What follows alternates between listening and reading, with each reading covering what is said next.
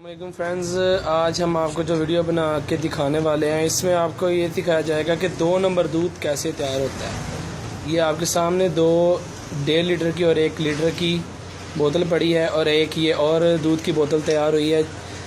Let's see कि कैसे बनता है दूध। ये आप देख रहे हैं कि ये केमिकल कितना ख़तरनाक है। सिर्फ 2 ढक्कन बोतल के इसमें डाले गए हैं 1.5 लीटर बोतल में, और सिर्फ इसको हमने जस्ट हिलाना है और ये 1.5 लीटर की दूध की बोतल तैयार।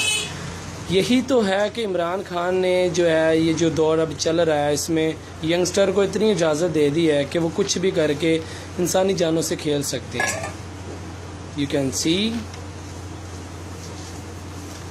1 सेकंड 1 मिनट की भी अगर आप कहें तो वो भी बहुत ज़्यादा है। 1 मिनट भी बनाने में इसको ज़्यादा आप कहेंगे। इसको सिर्फ ये देखें कोई तमीज़ नहीं कि गंदी है बोतल साफ़ है, कुछ तमीज़ नहीं की जा रही।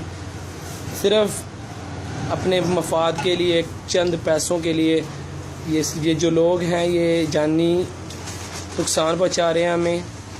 ये हमें आवाज़ उठानी चाहिए इसके ख़िलाफ़। ये मैं वीडियो बना के फेसबुक पे अपलोड कर रहा हूँ।